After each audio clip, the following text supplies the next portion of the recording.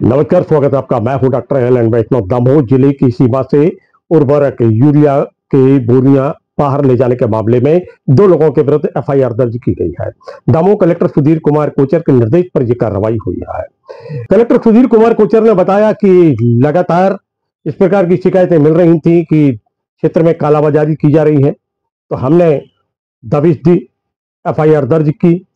वहीं दूसरी ओर यह जानकारी मिल रही थी कि जिले की सीमा से बाहर उर्वरक ले जाने का भी मामला सामने आ रहा है और फिर कार्रवाई की, तो उनके विरुद्ध भी हमने एफआईआर दर्ज की है।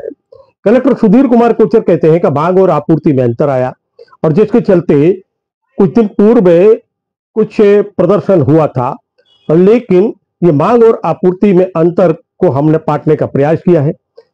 हमारे पास अब पर्याप्त मात्रा में यूरिया है, खाद है। हम कुछ नियम बनाकर इनका वितरण कर रहे हैं, सबको पर्याप्त मात्रा में खाद मिले, ये हमारा उद्देश्य है। वहीं कलेक्टर सुधीर कुमार कोचर कहते हैं कि हमने एक और मामले में कार्रवाई की है। उन्होंने बताया कि मूंग के मामले में हमने कार्रवाई की है। कलेक्टर सुधीर कुमार कोचर कहते हैं कि अगर कहीं कोई अनियमितता पाई जाती है तो फिर हम उस पर कार्रवाई करेंगे, एफआईआर भी दर्ज होगी, जांच भी होगी। इसलिए कालाबाजारी या फिर जिले की सीमा से बाहर कोई भी खाद की बोरियां ले जाते हुए मामला सामने आता है तो निश्चित रूप से आप ये मान के चलिए कि वह बचने वाला नहीं है। आज ये खाद का वितरण प्रारंभ हुआ और वही दूसरी और एक और कार्रवाई हुई है कि दमोह जिले की बॉर्डर क्रॉस करते हुए कुछ लोग पकड़े गए। पहली चीज तो ये है कि खाद का वितरण व्यवस्थित रूप से प्रारंभ हो गया और उस दिन भी ये दिक्कत इसलिए हुई थी क्योंकि जितना खाद उपलब्ध था उससे बहुत अधिक संख्या में लोग आ गए थे। आज चूंकि हमने वो व्यवस्था बना दी है तो और लोगों ने भी, मैं सभी किसानों का आभारी हूँ कि बहुत अच्छे तरीके से उन्होंने अनुशासित रहते हुए धैर्य के साथ उन्होंने पूरा आज काम करवाया, जिससे हम लगातार सुबह 7 बजे से खाद का वितरण कर रहे हैं और किसी प्रकार की कोई दिक्कत इसमें नहीं आई।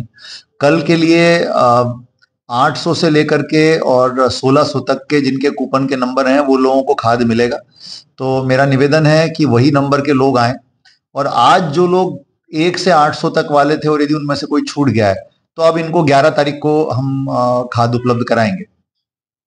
तो इस प्रकार से जो खाद हमारे पास उपलब्ध है उसका हम व्यवस्थित रूप से बंटन करने की कार्रवाई हमारी पूरी टीम कर रही है और मैं आगे भी अपेक्षा रखूंगा कि किसान हमारा भाई बहन हमारा सहयोग करेंगे और मैं फिर से उनको एश्योर करना चाहूंगा कि किसी प्रकार के कोई ऐसे संकट की स्थिति नहीं है। हम लोग लगातार चीजों पे नजर रखे हुए हैं। उपलब्धता में आपूर्ति होने में जो समय लगता है बस उतना ही है, अदरवाइज किसी को भी चिंता करने की आवश्यकता नहीं है। और इसी प्रकार से जहां यदि मान लीजिए कोई खाद ब्लैक कर रहा है, कालाबाजारी हो रही है या फिर किसी भी प्रकार से गलत तरीके से उसका परिवहन किया जा रहा है तो उन पर भी हम कार्रवाई कर रहे हैं।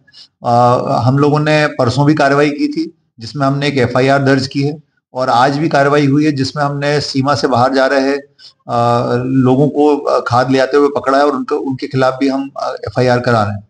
इसी प्रकार से मूंग उपार्जन में भी हमने आज कार्रवाई की है और कुछ ट्रैक्टर्स आदि को जब्त किया गया है जो कि गलत तरीके से जो है ले जा रहे थे उसको। तो इस प्रकार से जो भी अवैधानिक रूप से ऐसा करने का प्रयास करेगा उनके खिलाफ निश्चित रूप से लगातार कड़ी कार्रवाई हम लोग कर रहे हैं और आगे भी करते रहेंगे। मित्रों नमस्कार, आप हमारे इस चैनल को लाइक करें, कमेंट्स करें और सब्सक्राइब करें।